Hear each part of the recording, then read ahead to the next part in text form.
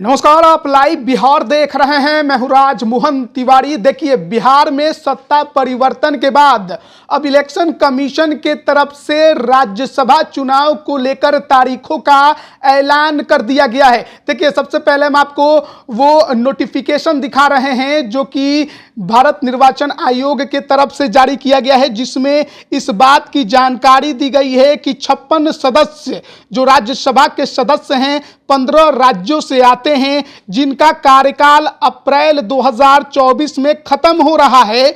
अब उन सीटों के लिए चुनाव कराए जाएंगे, जिसके लिए जो नोटिफिकेशन की तारीख है यानी अधिसूचना वो 8 फरवरी को जारी की जाएगी।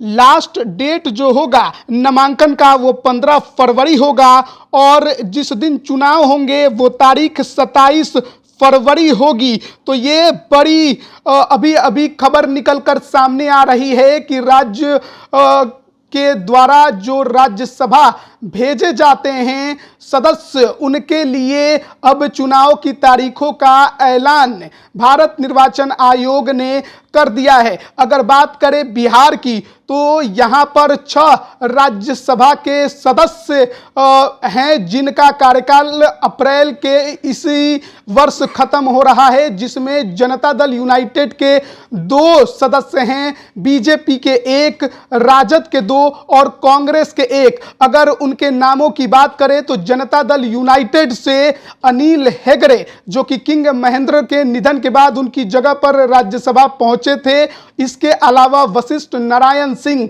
तो इन दोनों ही नेताओं का कार्यकाल खत्म हो रहा है। इसके अलावा बीजेपी से सुशील मोदी, जो कि रामविलास पासवान के निधन के बाद उस सीट पर राज्यसभा गए थे, उनका भी कार्यकाल खत्म हो रहा है। इसके अलावा राजद के 2 सदस्य हैं, जिसमें एक मनोज झा हैं और दूसरे हैं अशफाक करीम। तो इन 2 नेताओं के जो कार्यकाल हैं राजद कोटे से उनका समाप्त हो रहा है, जबकि कांग्रेस के अखिलेश सिंह, जो कि प्रदेश अध्यक्ष हैं, उनका कार्यकाल भी अप्रैल के इसी वर्ष समाप्त हो रहा है। तो इन सीटों पर चुनाव कराया जाएगा। हालांकि लगभग ये तय माना जा रहा है कि बिहार से वो कौन 6 चेहरे होंगे जो राज्यसभा जा सकते हैं। इसमें जदयू को इस बार झटका लगेगा, क्योंकि उसके पास विधानसभा में आंकड़े जो हैं वो बेहद कम है। आपको बता दें कि ये 6 सीटों पर जो चुनाव होंगे उसमें पोलिंग जो है वो विधानसभा के निर्वाचित सदस्य ही करते हैं,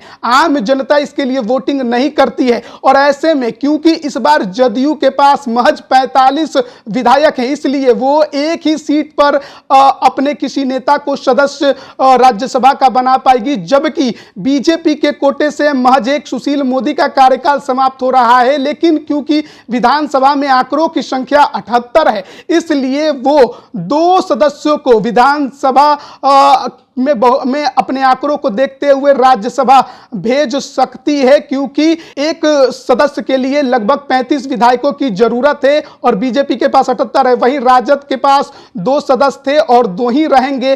कांग्रेस को अगर दोबारा अखिलेश सिंह को रिपीट करना है तो ऐसे में उसे अपने गठबंधन के सहयोगियों का समर्थन लेना होगा, जिसमें राजद के साथ वाम दल भी हैं। तो देखना होगा कि आखिरकार इन 6 सीटों पर किन्हें अलग अलग पार्टियां राज्यसभा भेजती हैं। क्या पुराने चेहरे रिपीट होते हैं या फिर कुछ नए चेहरे भी देखने को मिलते हैं। तो बिहार में एक तरफ एनडीए की सरकार बनी है, बीजेपी सत्ता में वापस आई है, तो वहीं दूसरी तरफ अभी लोकसभा चुनाव से पहले राज्यसभा चुनाव का बिगुल फूंक दिया है निर्वाचन आयोग ने और 56 सदस्य जो हैं उनका कार्यकाल खत्म हो रहा है, जिसमें 15 राज्यों के वो नेता हैं, सदस्य हैं। बिहार से 6 सदस्य हैं जिनका कार्यकाल खत्म हो रहा है, जिनके बारे में हमने आपको विस्तार से जानकारी दी है। बने रहिए लाइव बिहार के साथ। आप सभी का बहुत बहुत